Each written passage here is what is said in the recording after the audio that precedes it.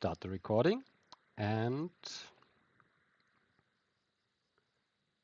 basically I will say good evening, good afternoon, everybody. Welcome to our second community governance call this week already. Today we are again meeting in the IOTA Discord, and we focus today on the IOTA Treasury. Yeah? Yesterday we had a call focused specifically around the Shimmer governance structure and things like this for the Shimmer network. But today we always decided to have the Wednesday call focusing on everything related to the IOTA Treasury. And so that's what we are doing today. We have a little agenda, but mainly we have only one important topic, and we will only talk today about legal questions and potential legal setup things for the IOTA Treasury DAO. And we do this because we have a guest today, which some of you pretty sure will remember because he was already also a part of our IOTA DAO Pioneer learning circle that we had in last year in November. And in our session 4, and I think in the 4th week of the course, we had the community call, and there we had Biyan Mienert as a legal expert already giving some general introduction about legal questions around DAOs and governance and things like this. And I'm happy that he is back here today. I can give a short background maybe, and he can then introduce himself a little bit more in detail. So Biyan has also worked for the IOTA Foundation already last year, I think as a legal advisor for a couple of months. And Biyan is very experienced in the legal side of crypto projects and DAOs. He recently finished also his master thesis specifically about DAO legal entity questions and things like this. And so he's one of the, I think, very most experienced lawyers that you can find in the moment in regards to crypto and especially DAO entity setups in the area. And we are happy that we are in good contact with him. And if we go the route of setting up a legal entity, Biyan would also be available if the community wishes to represent the community and work and act on behalf of the IOTA community to establish any kind of legal entity that the IOTA community wants. Maybe Biyan, I give over to you so you can give a little introduction, and then we can come to some of the questions and ideas that we have here. Is that good?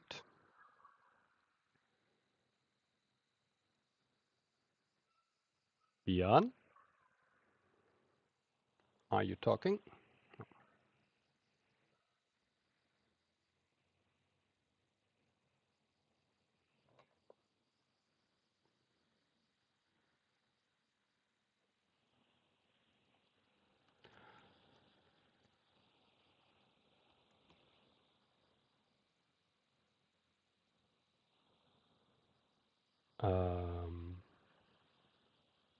Okay, I don't hear. Strangely, I don't hear you, Biyan. I don't hear him either, Philo. So. Neither. Okay, Biyan, something is wrong with your, because I also don't see, something is wrong with your, maybe you muted your mic or something like this. Good. So I keep talking while Biyan tries to fix his setup. Yeah, maybe just log in again. Yeah, so there are some basic questions about legal entities, of course. The first thing, of course, is always, do we need, or does a DAO need a legal entity? And what basically does it do, and what does it help, and what problems could also arise from a legal entity? And so I think this would be great if Biyan can give some general insights there, and then we can try to work on recommendations and figure out what would be potential good setups for the IOTA community to establish a form of legal protection and legal entity for the acting body that will really take care of the treasury funds and stuff like this. Okay, Biyan, I see you're back. Can you try to talk again?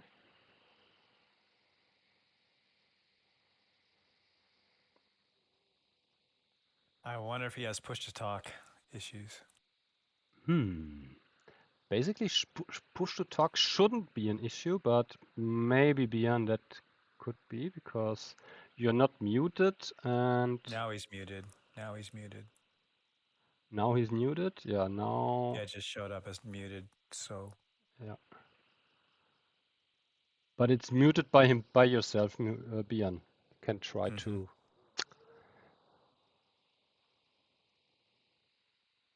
mute yourself. Okay, let me see if I can unmute.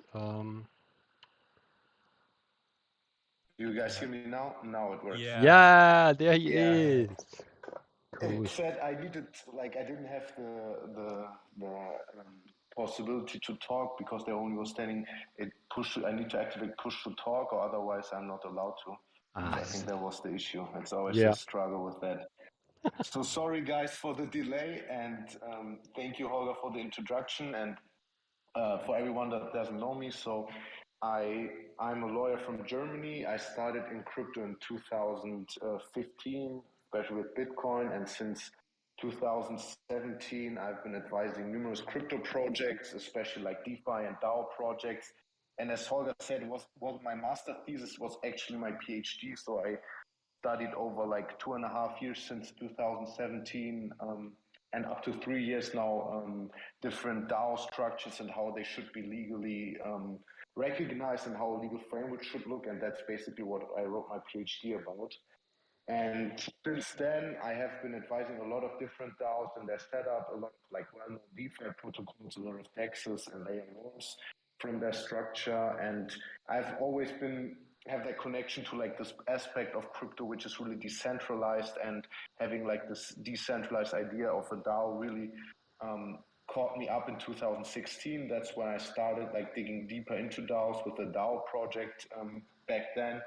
And since then, I just tried to get more and more insight and look through the different setups. And basically, I tried a lot with different companies, a lot of different setups. And as I also talked with Holger before, I think I could really help in setting up a good DAO setup because, as most of you know, and some which were also in the talk that we had last year in the DAO Pioneer session, or this year, beginning of this year, where mainly when you set up a DAO, there are some risks which need to be eliminated or which need to be looked at to operate in the most safe way and to set it up in the most safe way. And that's what I've been doing the whole time. And that's why I would be happy to help the IOTA community to set up a safe project and safe DAO to operate in the future.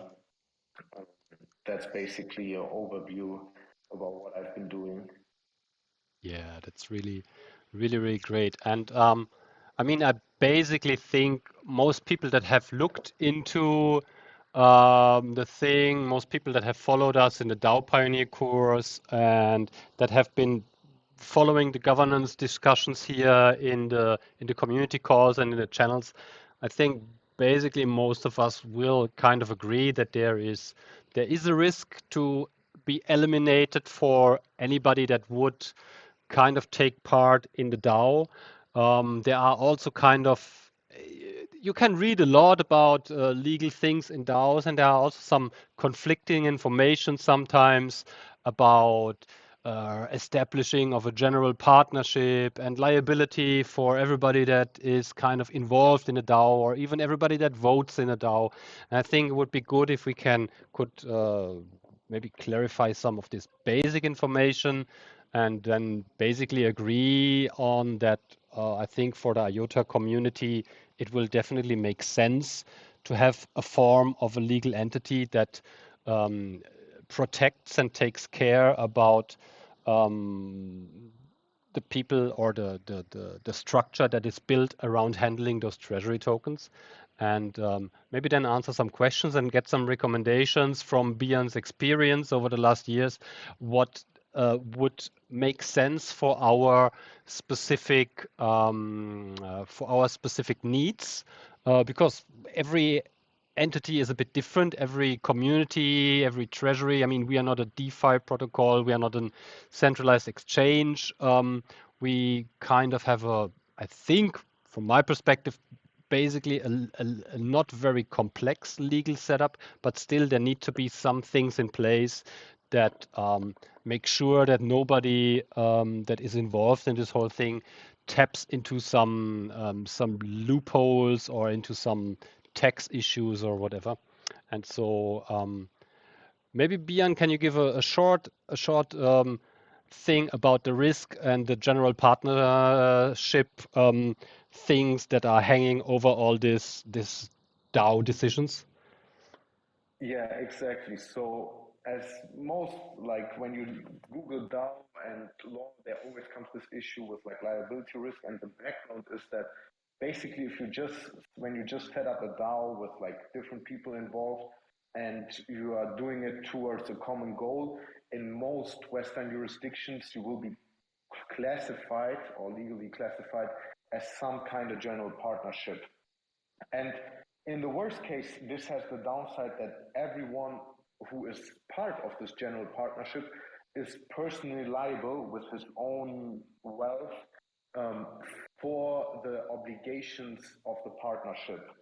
Which, like, the worst case scenario would be that every token holder of the DAO would be liable for everything what goes wrong with the DAO. That's like the worst case scenario. Of course, in real life, there's a lot to happen. It needs to be proven that it's a partnership, and it needs to be proven that the one is a partner of this partnership, and it needs to be legally recognized as a partnership, which is also for a plaintiff who's looking to sue a DAO, people out of a DAO, is not that easy. But this risk exists, and that's why in a lot of cases, setting up some kind of legal wrapper for the DAO makes sense as a liability protection for everyone involved. And so there are many different options for legal wrappers, going from like foundations in Switzerland or associations to like LLCs in the US, offshore LLCs, offshore foundations, offshore trusts. So there's like people, and I've also been like using jurisdictions from all over the world to set up a proper structure depending on the goals of the DAO and of the structure and involvement of the people. For example, it really depends, like if you're going for a high risk DeFi protocol with a token who gives out dividends and establish everything as a DAO to use like some kind of regulatory arbitrage is a different setup than setting up a grant DAO as like the IOTA communities thinking of, who just gives out grants to support the whole ecosystem. That's of course a lower risk and a different risk and needs a different setup. And I think mostly what I would look at with the IOTA community is to have a setup which is easy, which doesn't recognize everyone who's involved to be doxed and do KYC, because that's also an issue for some setups. For everyone who wants to be a partner of the DAO would need to do KYC and involve, and of course that I think in a lot of cases, and especially in the IOTA case, that wouldn't be a suitable option. So I think it's important in that case to really set out the goals of the DAO, the structure of the DAO, and the people who want to be involved,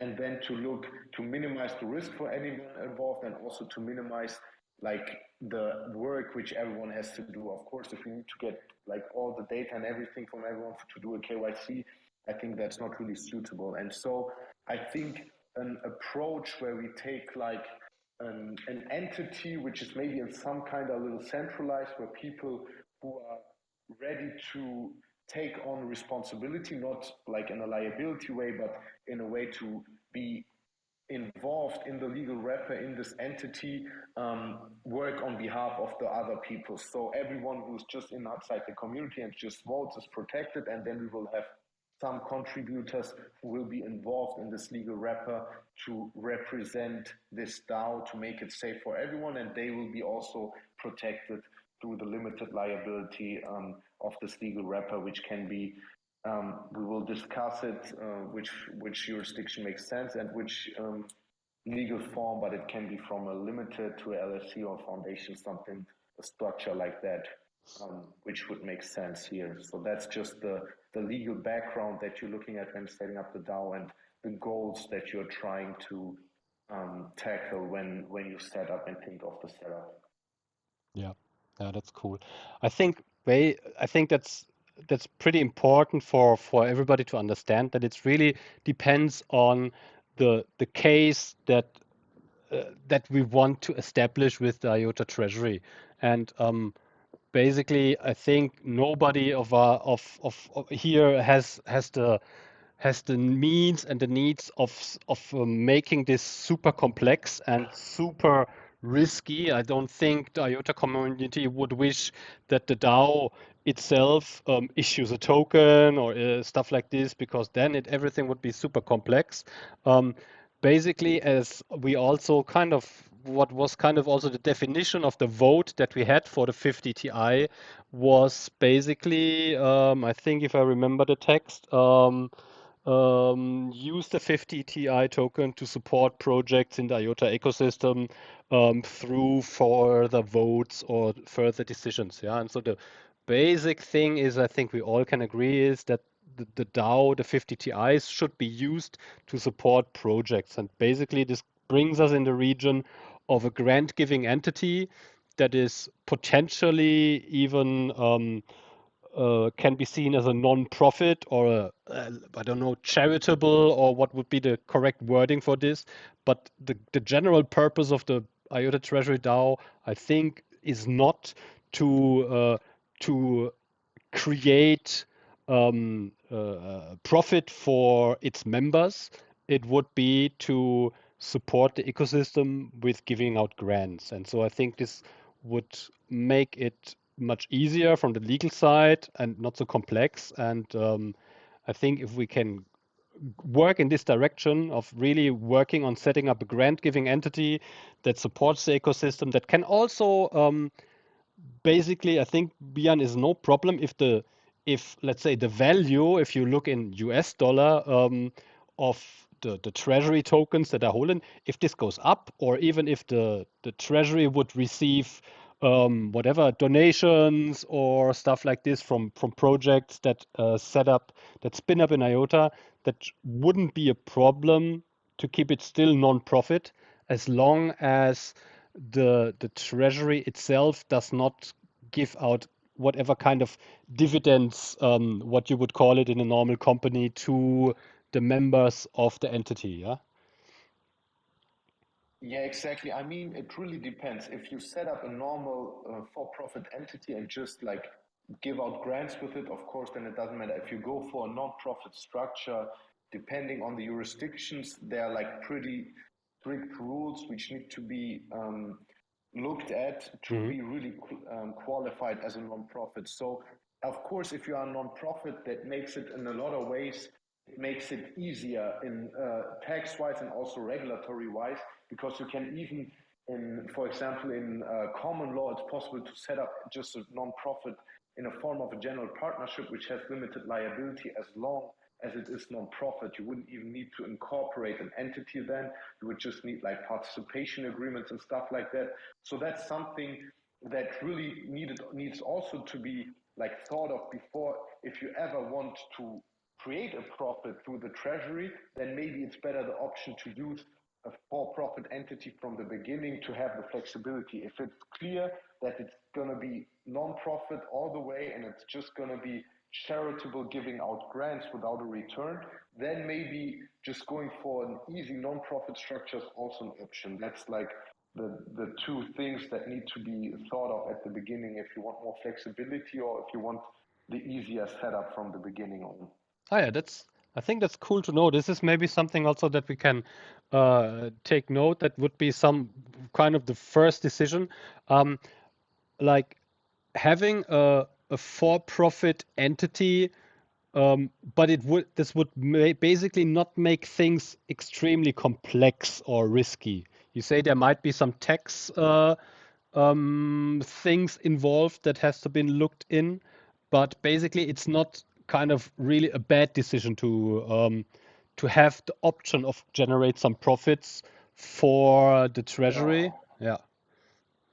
No, it's and the tax issues are just for the entities. So it's not for the people involved to vote and everything. It's just the people who would be the like chosen by the community, who would be the people who like represent the community in this for-profit company. They would have to deal making a tax declaration at the end of the year if profit is generated. If nothing is generated, of course, that makes things easy. But that's, as you said, the first thing to think of. Do you want the flexibility to maybe go for profit in the future, or are you sure, right, we're gonna stay non-profit the whole way and gonna go for the easier setup? That's like, but the other setup is also not a bad idea. I think in one case also the for-profit setup gives you the certainty of limited liability. If you go for a non-profit setup, you work towards, but it's of course in front of a judge, it's not the guarantee as the incorporated limit liability. So both approaches have their advantages and disadvantages, and it really depends on the idea from the beginning. Okay, that's cool. How is it? Does everybody in the audience, does somebody has some questions already on those points, or should we wait for later, do some questions? So it's like really, if you want to know something and you want to speak about a certain point that we have discussed already, just please ask. Yeah.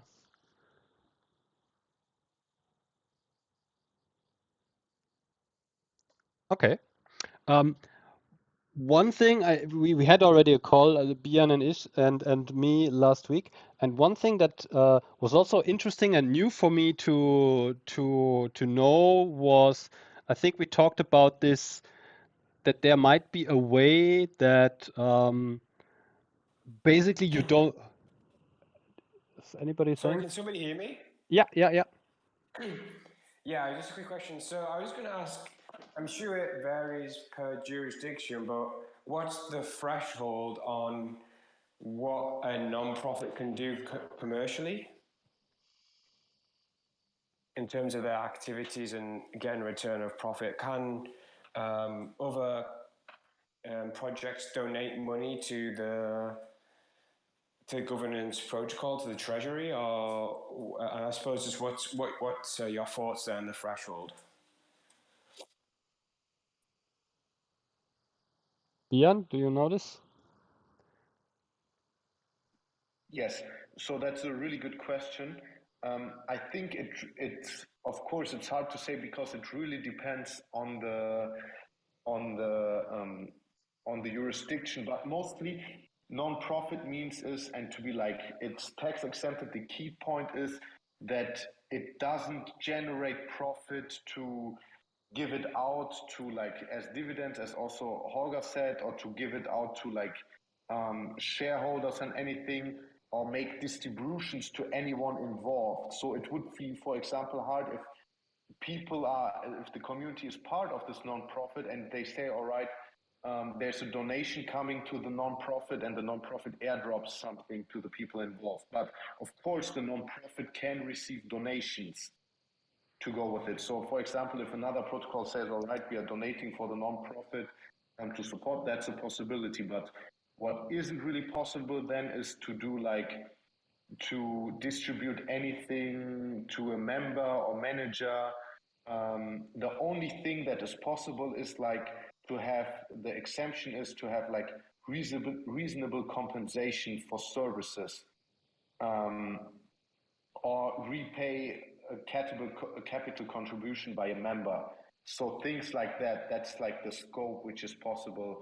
So for example, if the non-profit hires somebody to do something, then of course it's possible to pay him. Or if somebody does a contribution for the non-profit in the beginning, it's possible to pay him. That's like the possibilities to have. It's quite limited, but on the other hand, of course, it gives you a lot of benefits.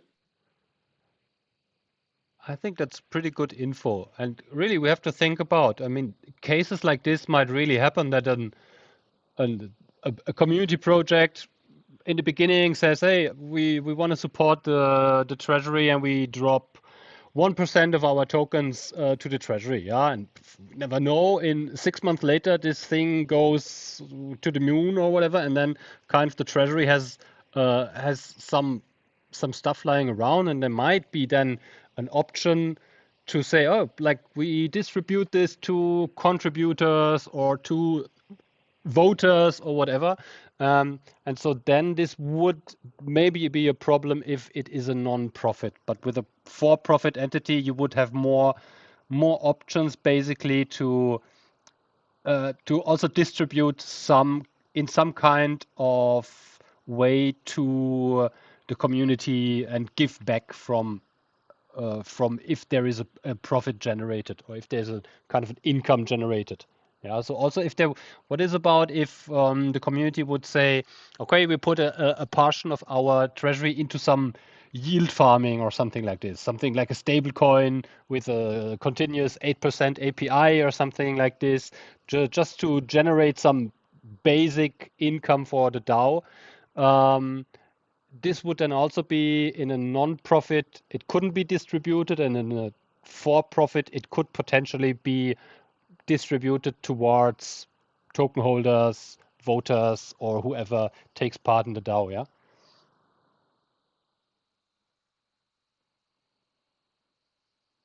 Exactly. So with a non-profit, you're pretty limited in distributing to members, especially when they did not like contribute anything. So if you want to have like the possibility in the future to have like to do airdrop to token holders, to voters and stuff like that, then it could, with a non-profit, you could come in some problems.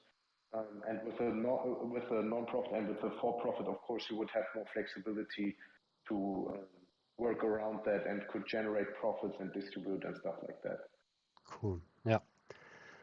Yeah, I suppose the question is then, whether we want, how sustainable we want to make the fund, or whether we just want to have, the set amount of tokens and we give out grants, and then once that's done, it's done, and we move on to, or whether we want to have sustainable models where we can bring in revenue as well. I suppose, and that goes to the profit or non-profit approach.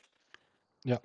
I think basically this would be something that we could really, I mean, we always thought about, okay, involving the community in some part of this process.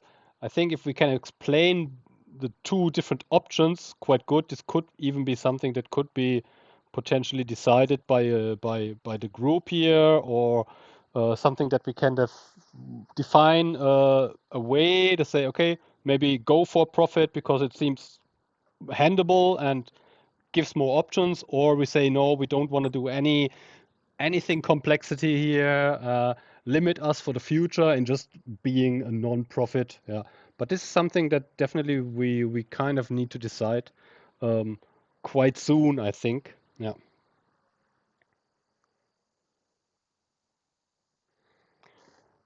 One other thing. Agreed.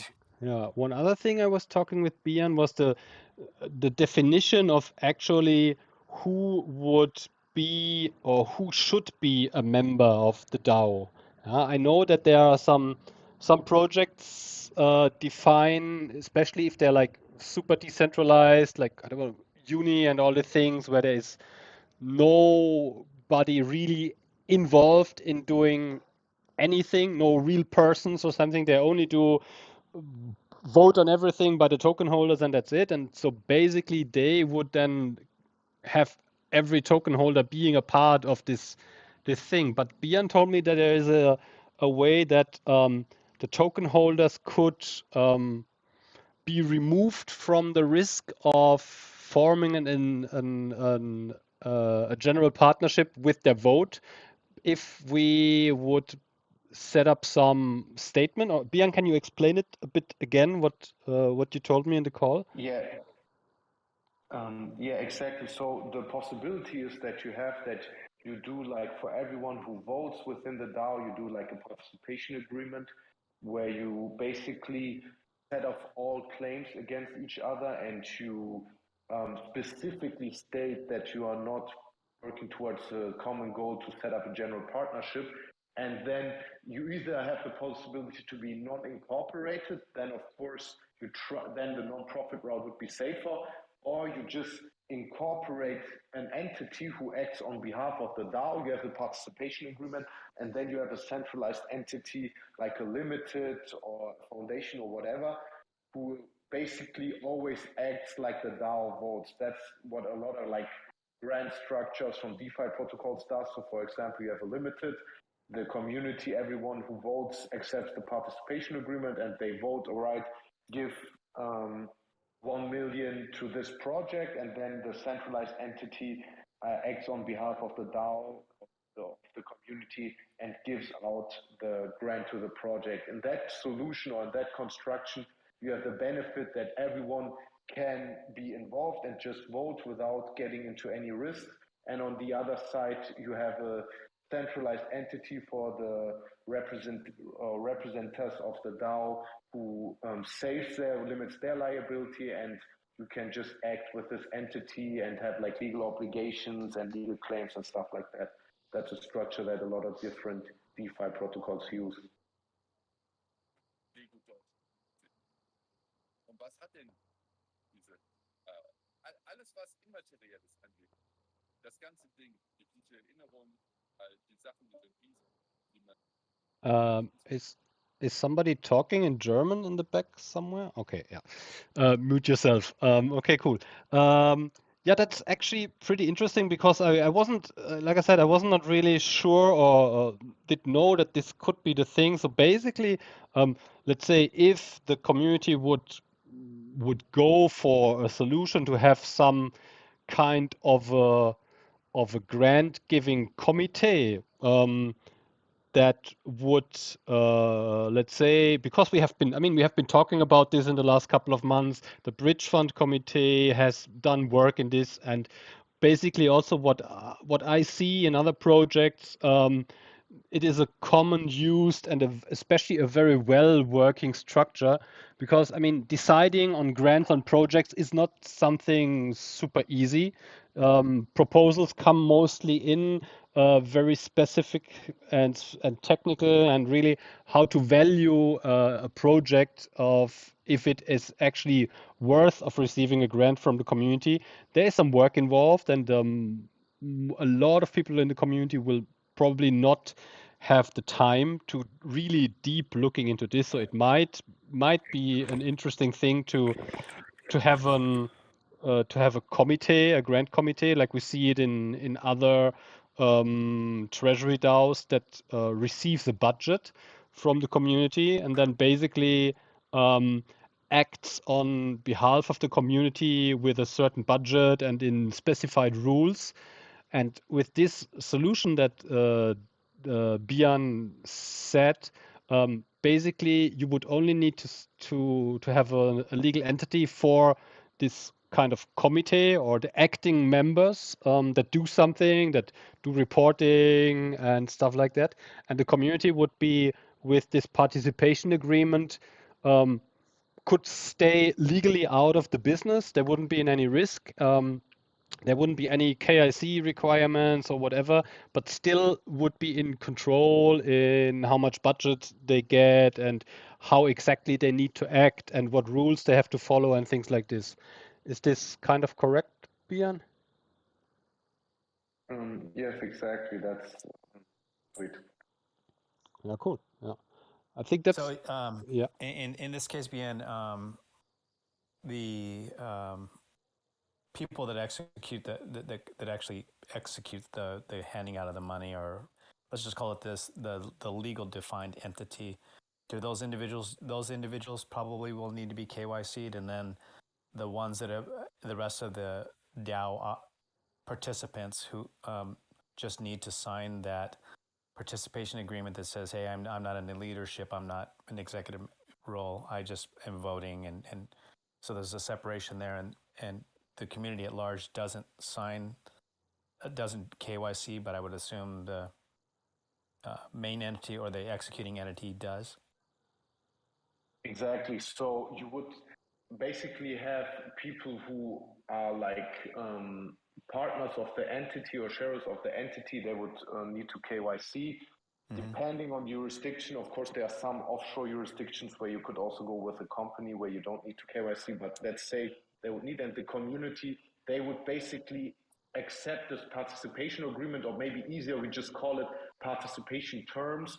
So everyone who votes accepts these participation terms, and they don't need to do any KYC or anything. It's just the like chosen representatives who basically act on behalf of the centralized entity and on behalf of the community.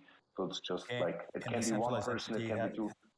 Yeah, the centralized entity actually has to execute as defined by the community, right? They have no leeway, right? They just like there's a way to make sure that like if the community says, hey, do this, and they decide to do something different than what was instructed by the community at large, they are not permitted to do that, right? And there would be legal ramifications if they tried to, right? Yeah, would there be a fiduciary duty for them to act? Right. Yes, exactly. Like, of course, from the beginning, you could like establish that an obligation of them that they are bound by the decisions of the vote. And if not, maybe like establish some kind of like penalty or loss. Of course, that's legally more complicated, and it would make sense to have people who are trusted by the community to execute on behalf of it. But you could write or draw a contract which creates this obligation to. It just seems like that might be a wise move because we've seen such weird things happen in the DAO world. How about this? When it comes to money management, in this case, a multi-sig or a custody arrangement, right? Exactly. That's what. Where does that live? Like, right. So you could basically also have a multi-sig where to give out the grants, some of the community, also someone out of the entity needs to sign it, or you could say, all right, at least 2 people out of the community and these ones need to sign it so you can work good, in this case, good with the multi-sig, and somebody like to create that another like layer of security for the whole community. So I think technically, it's even more easy technically than legally. Of course, you can create the legal obligation, but it also makes sense to just make it technically possible with the multi-sig that not one person can control the whole funds and just act with it how he wants. And of course, on-chain, everything is also traceable. Yes, so from this perspective, could this scenario be possible? You have the centralized entity that has, let's say we need 5 signatures. 5 of 3, they have access to 3. I mean, 3 signatures come from that group, and 2 can come from the community at large. Is that possible from a legal standpoint? And does that, because this is where I'm just interested to understand, if I'm a community member and I just sign a participation agreement, but if I'm also a signator, does that, is that from a legal framework, does that work? I'm not sure. Yeah, it can work, of course. Then it needs to be like closely looked at what kind of centralized entity you use to not create an entity between the natural person from the community and the legal entity itself, right? Because they are multi-sig from both. Of course, the safest setup would be to have trusted people in the centralized entity who all use the multi-sig and let the community watch over it, or also let the community release the token time by time. You could also use like time release of the tokens or just a certain amount like in the smart contract. That's like technical possibilities. But as you said, I see the problem you're tackling, and that's a good point. It really depends on the legal entity you use and how you structure the agreement. You could also just have the signer as some kind of like watchman over it, and that's an interesting nuance. So that like right, a trustee, that's something that I've been struggling with. So okay, so It's something that needs to be thought about and considered. I almost wonder if, like, the signatories, if you set up this dual structure, right, where, well, not dual structure, but if you set up the centralized entity where you have signatures there that are that they're the main issuers of the funds. Yeah. If the community at large, if the people that have the signature authority from the community, and I don't know how you would do that, if those people need to be KYC'd. Yeah, Pretty probably would make sense to. sounds pretty sure, because then they also kind of need a wrapper or something. It sounds interesting, but on the other hand, it also sounds complicated again. It does. Yeah, yeah. Or you could, I mean, you could also do something maybe. I mean, a signature in a multisig can also come from another smart contract. Yeah, so basically that's what I was thinking. you could create a rule that every spending, let's say there is the entity set up, and this is kind of a grant committee or something, 8 people or 9 people, and they have a 7 or a 6 of 9 multisig, and you could maybe define something that for spendings above a certain amount, there needs to be an additional, or one of the signatures needs to come from a smart contract outside, and this smart contract signs only if the community votes. Yeah, so you have a vote in the community for big spendings, and only if this vote is positive, the vote automatically signs the multisig and releases a bigger portion of the fund or something like this. Yeah, Then, I was considering something like that. Yeah. yeah, That makes sense. That's a good approach, because then you don't have one person as part of the signing and just a smart contract, which creates like distance from any. Yeah, you can say they have a, I don't know, they have a budget, don't know, give them 500K for a year or for 6 months, and but if there are bigger proposals or important proposals that the community still want to fund out of their budget or out of their multisig, then the community needs to agree with it on an additional vote, and on the other smaller things, proposals that come in day by day. Basically, we don't want to have, I think, from my perspective and what I've seen, we want to avoid this voter fatigue that you have every week, 3 or 4 different votes about proposal X, and those people need $1,000 for a YouTube video, and those need $10,000 for a special feature in smart contracts XY. This is potentially quite complex for the normal community to follow up and keep track. And then basically in the end is what you see is that you will have really low participation on these small decisions. But of course, if a project is asking for 500K, this is something that the community will very likely be very interested in, and then still can take part in these bigger decisions. Yeah. So touching on the vote. So the smart, so the community votes on a disbursement of a large amount. That we could have a smart contract that once. So the idea for me here, the thing that would be important to me that I think right now is to make sure that there's no human that can be identified or isolated as the grantor of the final vote to the centralized authority. So it would be possible, I would think, that after a vote takes place, plus or minus a couple of days, the contract says, okay, the system, the smart contract, the program itself determines what the outcome of the vote was. Yeah. Right? And then automatically initiates the release of funds and the instructions via the smart contract to the centralized authority. Yeah, I mean, this is basically controlled, no human involved. Yeah, this is basically how things like Uniswap and the big DEX and DeFi protocols operate. Without a multisig, they have it in a governor contract, basically compound, which the governor contract gets input.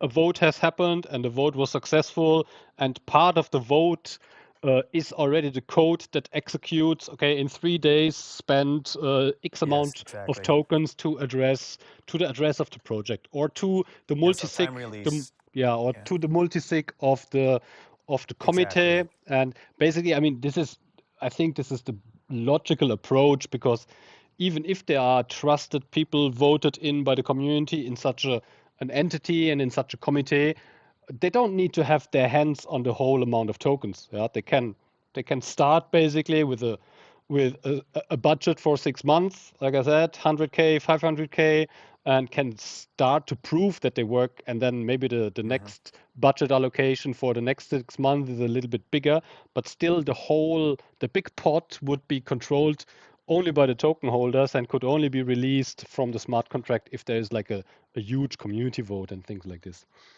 One thing, Biyan, once we have you here, was maybe something about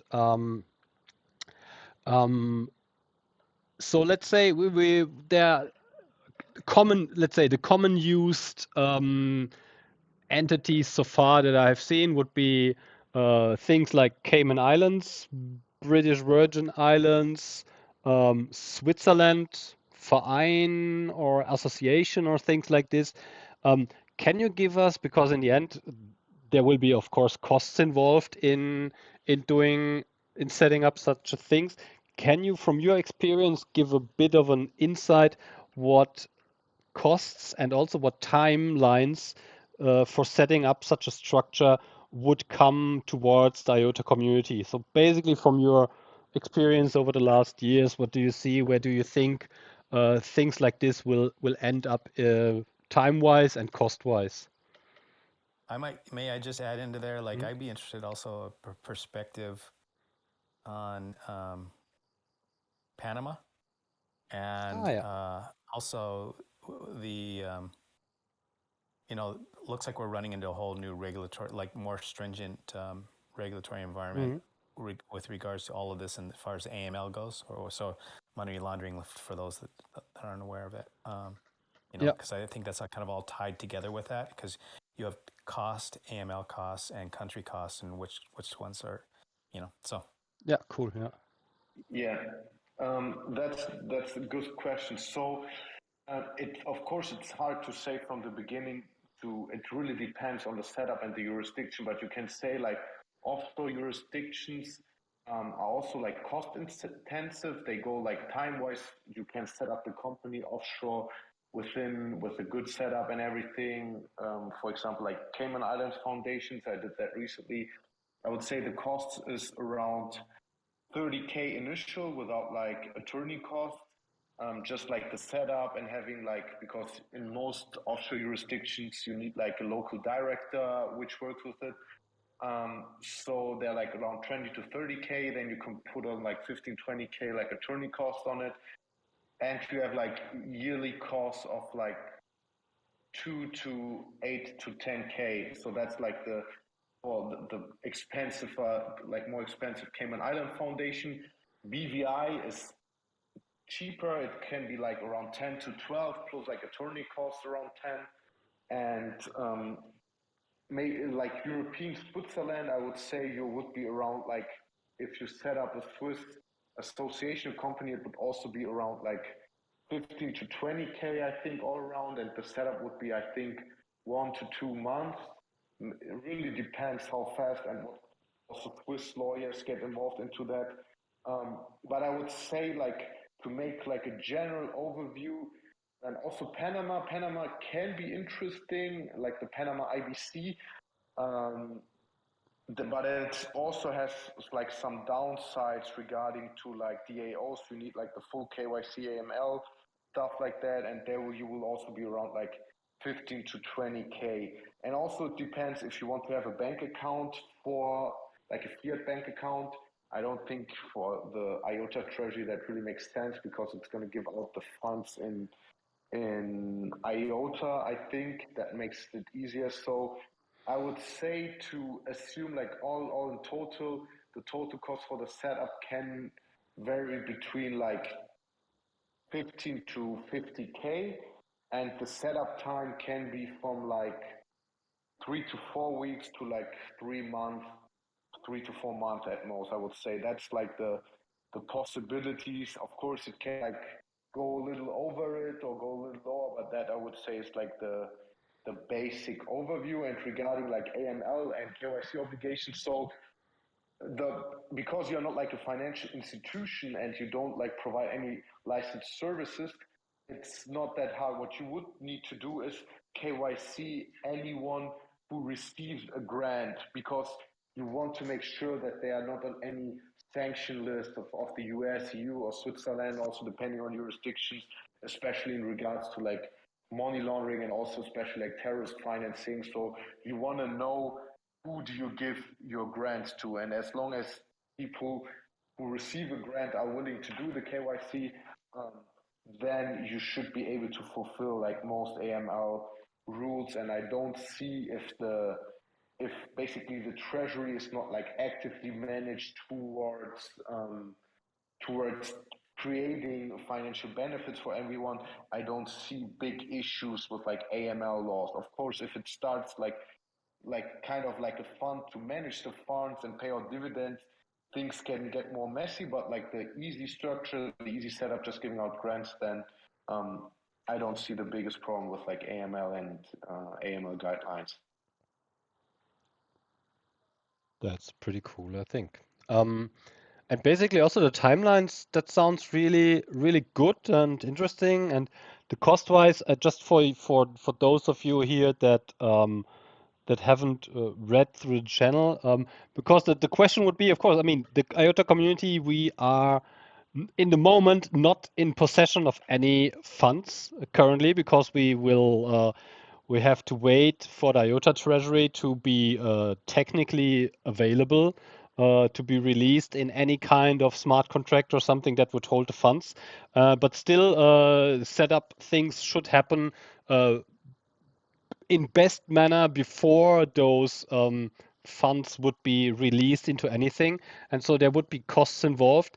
But generously, DOM has agreed to provide to cover the costs of this setup in advance for the IOTA community if he gets it back. Well, that's like the only important thing is. But so if there would be some setup costs now for setting up a Swiss entity or a Cayman or whatever, and also for the lawyer costs involved and the things, basically DOM would receive the invoices and pay for this. The only agreement that the community really has to do is, once there are tokens released and available, that basically the first transaction will be give the tokens or repay DOM's loan to the community. So you don't have to worry about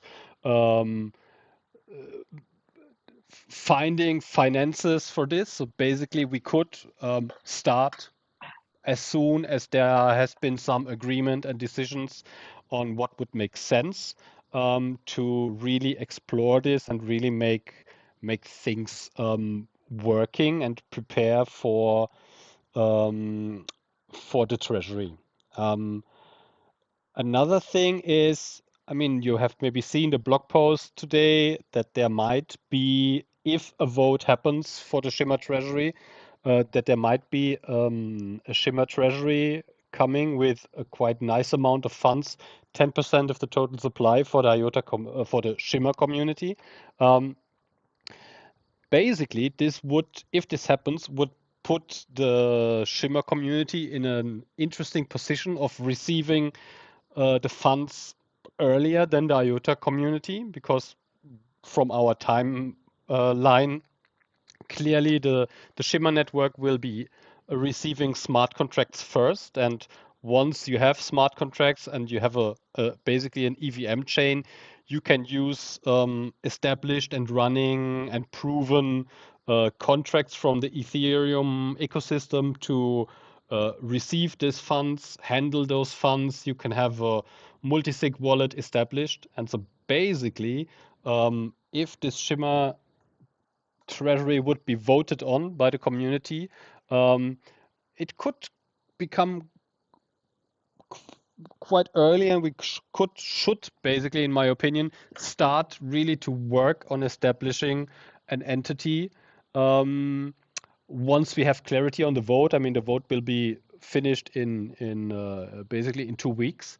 And then we will know that there would be potentially a shimmer treasury, and then basically we would, I think, need to start to make moves in this direction and make some decisions and start setting up, because then the earlier the community can receive funds and can start acting with these tokens, the better it is for the whole ecosystem, and for the projects and builders out there that kind of wait for some support. So it's not something that is really, really far away, especially if there would be a shimmer treasury.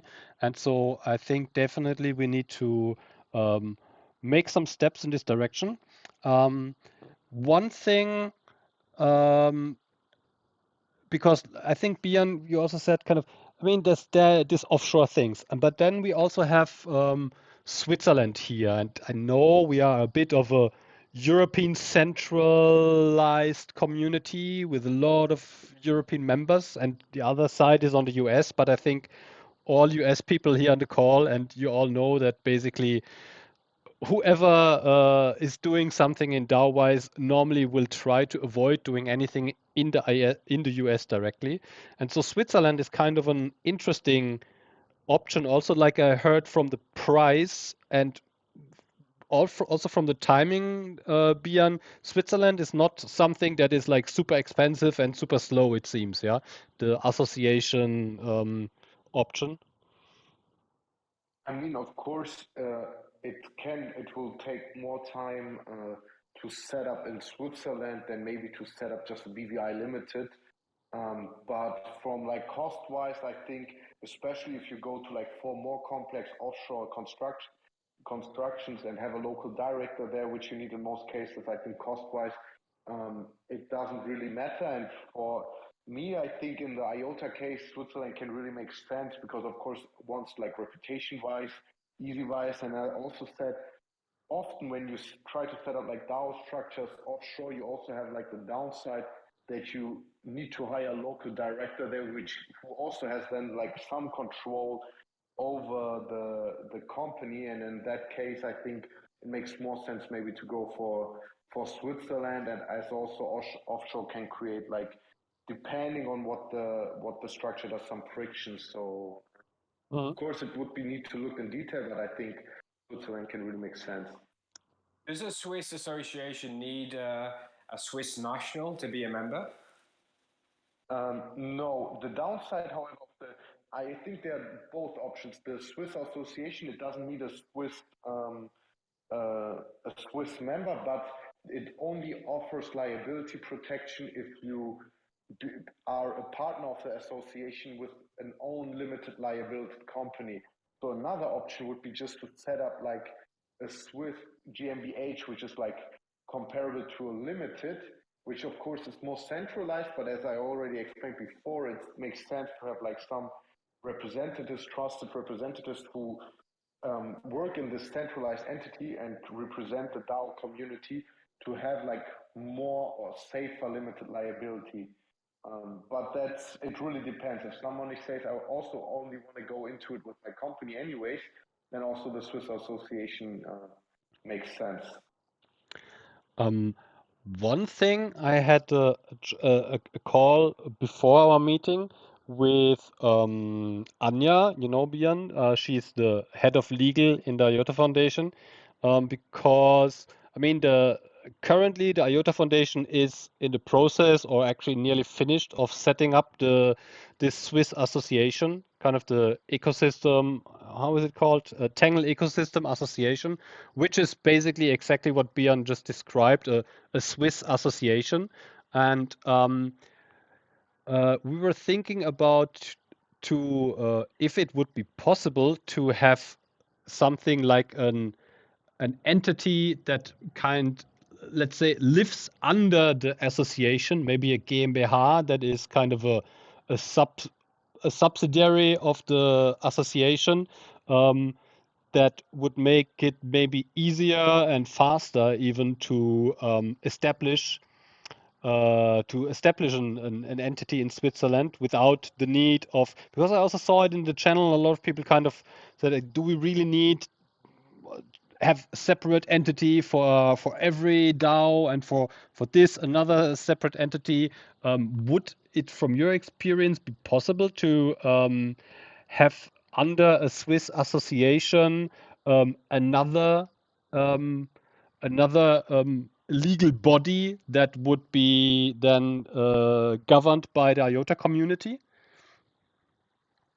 Yes, so it's basically that's the goal of the Swiss Association. What mostly DAO structures use it, because if you can just add as a partner of the association different limited companies, so you could just add a Swiss GmbH, which represents then the treasury to be part of that association, and then you would have the limited liability of the association and also of the limited company itself. So that's a possibility, and that's what I also, where I was in talk, suggested bankless. When you have like a lot of different DAOs and setups, you can go for one association, and then you have like every sub DAO as its own company within that main association. That's basically the sense of it and a good approach of it. Oh, that's kind of like an umbrella approach, right? It covers everything over. Yeah. Right. Okay. Exactly. So, but in that case, though, every DAO, so you have this umbrella that's established, and then I assume, well, based upon what I think I heard, you say that each one of these new DAOs still need to have their own legal structure, though?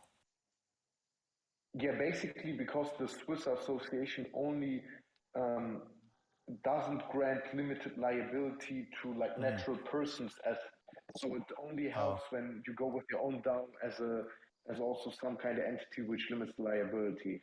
So that's basically the idea. Of course, if you go for a non-profit association, that's a different thing. Then it can have limited liability for also like natural persons. Yeah, but so in this case, I think a lot of the intent was, well, I assume the hope was that the association would negate the need for all these DAOs to set up their own legal entities, but this doesn't change that. So No. in a way, you still got to set up your liability. You still have to set up your own, Yeah. legal entity. That basically that would also offer possibilities to have. I mean, still, if we look into Shim and I'm even thinking about that we are potentially also still experimenting, yeah, and so we could even look into. I mean, maybe there are different approaches or different ideas in the community how grants could be given.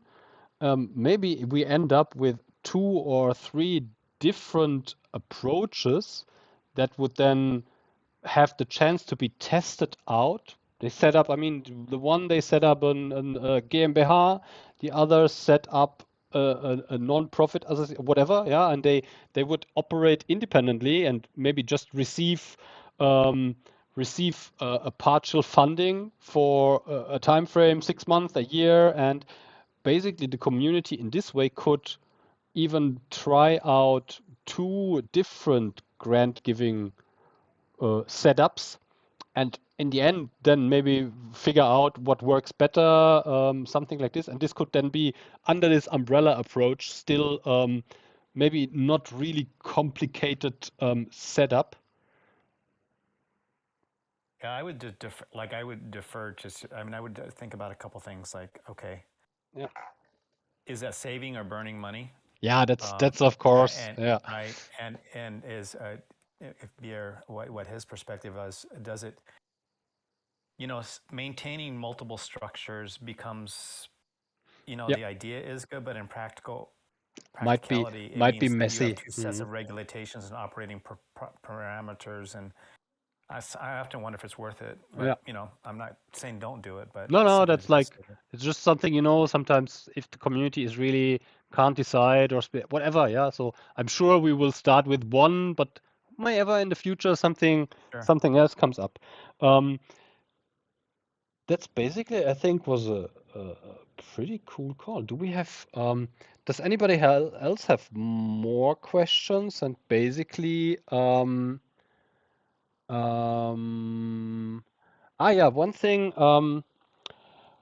because of course we kind of try always to stay as decentralized or as much as DLT if we like, if possible.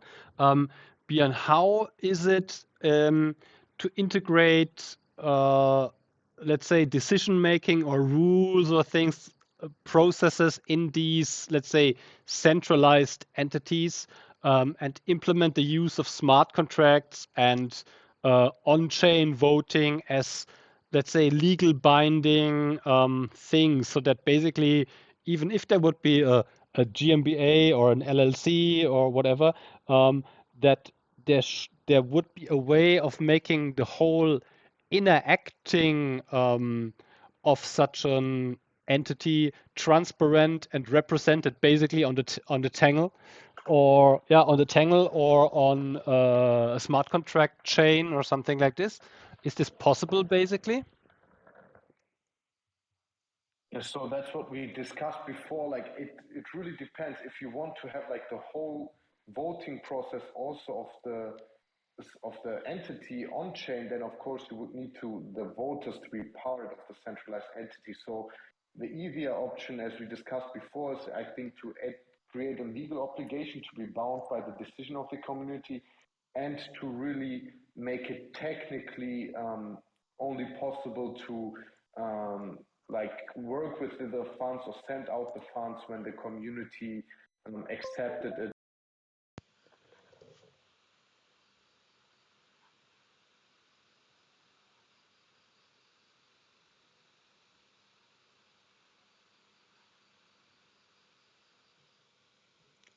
Hello.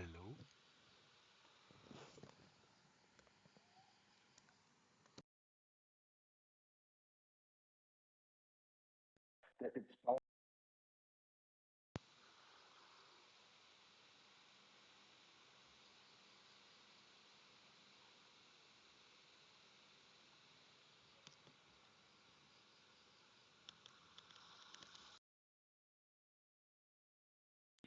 Part or shareholder of this entity, which would create again the problem of having to do KYC and all stuff like that. So Yeah, cool. that's things to be thought of. Yeah. Okay. Yeah, I've got a question, sorry. So just a general one. So you've obviously done quite a bit of work by the sounds of it with DAOs, and I've done quite a bit of research myself, and it seems to me the Cayman Islands, Panama, sounds like the Swiss are kind of standout options. I'm just wondering, for you personally, throughout your PhD and experience, which stands out for you the most for what we've described so far? Not to put you on the spot or anything. Yeah, so basically all of these different structures have their benefits and downsides, and I think it really, if everything is laid out, it makes more sense to look at it. But at the moment, just like from hearing the stuff, I think I would favor a Swiss entity, maybe like a Swiss limited for the setup. Because if you think, as I also said before, like going offshore really makes sense if you have like high risk structure with your DAO, right? If you have like also regarding like securities regulation and financial market regulations, and as the Treasury DAO just gives out grants, I don't see the big upside in going offshore and create friction there, maybe in cost also with the director. And I think maybe just staying, and also as IOTA also has like entities in Switzerland, has a connection there. I think Switzerland at the moment would be really my first go-to idea. Of course, if anyone has questions, I would also like, and we can go through the different wrappers and their benefits and downsides. But like from the first idea, I would really say, as it's not a high-risk DAO setup, in my opinion, Switzerland really makes sense. Right. And what's the tax implications of the Swiss? Is there any? Yeah, so That really depends, as I explained before, if you generate profit or if you don't generate profit. If you generate profit and give out dividends and stuff like that, then of course it can create tax liabilities, especially on the profit. But if you stay non-profit and just give out the grants, then you can mostly get exempt from like any tax obligations. That sounds good. So basically, even if the tokens in the treasury would gain dollar value because just the price rises, you will basically not need to pay taxes on the rise of value that naturally happens by just an increased token price over the year. Exactly. Just if you sell it and make a profit out of it, like it would be the same as a company has dollars, euros, and Swiss francs in their bank account, and now the dollar value went up in comparison to the euro. But when you realize the profit with like trading on it and then trading it back, maybe then of course Yeah. it could create tax. But if you just stayed and give it out in the grant, then you can work for that tax exemption. Yeah, cool. Because kind of giving it out is not really like a taxable, you're not kind of spending or you're not spending profits or things like this. Yeah. Exactly. Yeah, I Excellent. suppose, I mean, I don't know what's envisaged, but is it envisaged that maybe like 10% will be holding like USDT or something as like a hedge for prices dropping, or is it envisaged that all the money will just be holding IOTA or Shimmer in the Shimmer treasury? I think what we have seen, and if you observe, especially the DAOs during this bear reaction that we see now, you see that projects on DAOs and treasuries really struggle if they don't have a strategy of diversifying their portfolio. Of course, it's easier. I mean, if you like, I don't know, Uniswap or whatever, if you have $1 billion value in your treasury, you just hold it in your native tokens. But I mean, currently, as we started a year ago, and the IOTA Treasury was kind of $80 million, something like this, even close to 100 million. And currently we are somewhere with 16 million. I think, especially if prices rise and you go into let's say, a bull market, there needs to be thoughts put in place of having uh, preserving this value in diversifying into some assets like stable coins partially. Not much, but definitely you should think the community itself and the treasury will need to think about how to make the best of these tokens that are there. And yeah, this will very likely implement holding some stable coins or something like this to really preserve the value that has been created and keep it there for the community. Yeah, 100% agree. And that's why I was just wondering whether the Swiss association would have tax implications if you were to trade the stable coins and there was profits. Oh, I know that I was Panama, gonna for say. example, Panama, there may be less taxes. It's only one factor, though. Yeah, I mean, if you I mean that's why I said it depends. If you are trading and managing the treasury, then of course there will be probably create some taxable events if you sell IOTA for or change it into USDC and give it out and change it back. Then you really like that probably would be taxable. Then of course you can think of doing it offshore and set up kind of like a crypto fund. I mean, it really depends. From a legal perspective, I can say the easiest would be to stay in IOTA and give out IOTA token because you don't create any taxable events and you have a good chance also to be then just looked at as a non-profit company and exempt from any tax and like any big issues. That's maybe something to think about and be sure about. But if you already like, no, okay, we're gonna do treasury management with like trading it and out, then of course that's a different story because then of course tax Yeah. can get something to think of.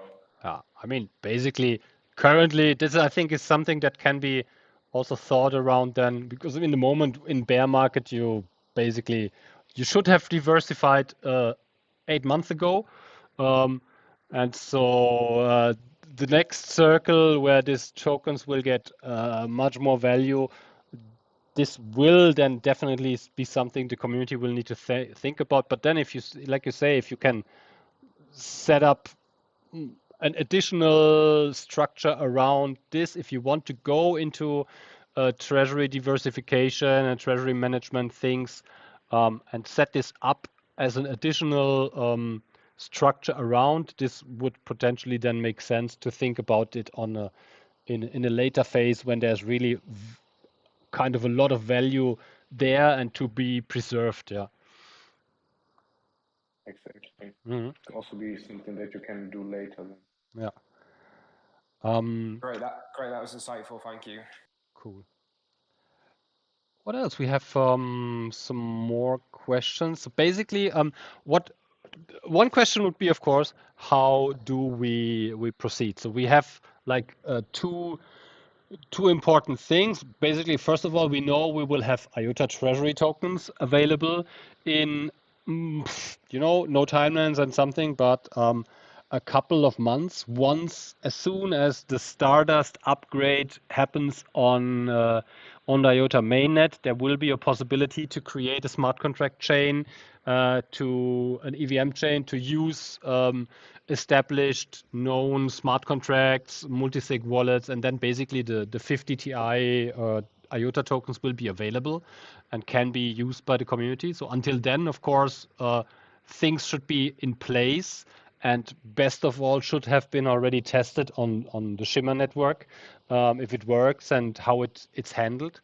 So and if there would be a vote in favor of establishing the Shimmer a Shimmer community DAO, then of course this would be, in my opinion, the best way to see this as a sandbox and a test environment for the big IOTA treasury. And then things would come earlier, and we kind of really should think about to get clarity what the community wants, what would be the best legal option. I mean, Switzerland sounds reasonable, not more expensive and also not slower than the other options with all kind of good things. But we should clarify this over the next maybe 2, 3, 4 weeks, and then figure out how to make a good decision on this.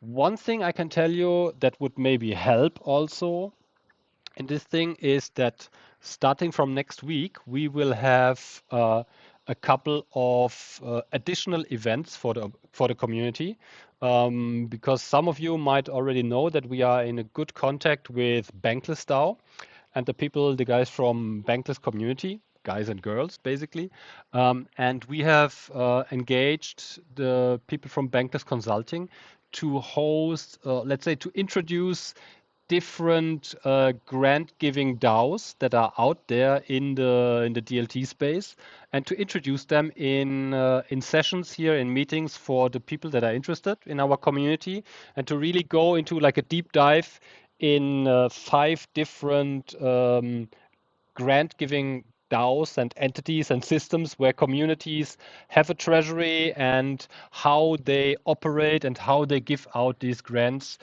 to projects. And this actually will start next week. We have scheduled it to be kind of always after our usual treasury meetings. So I think next week we start on Wednesday, and then Bankless Consulting will introduce the Aave Grants DAO, which in my opinion is a excellent, really, really good working grant system. And then the week after, so basically we will have like 3 weeks where Bankless will introduce 5 different systems to the community, and you can basically get insights and knowledge and see examples how communities do grants. Yeah, so that's like not only kind of we are paraphrasing here and making thinking about. So the people from Bankless, they did some good research, and they will really present how grant systems work in other communities, also how they are legally set up and structured, how decision making and stuff like this happens in those grant giving entities. And I think this will be a great additional info and additional resource for the community to on this way of making our mind up what we actually really want to do with those treasury tokens and how would be the best way to bring this into use and to support the ecosystem with it. So this will basically start next Wednesday.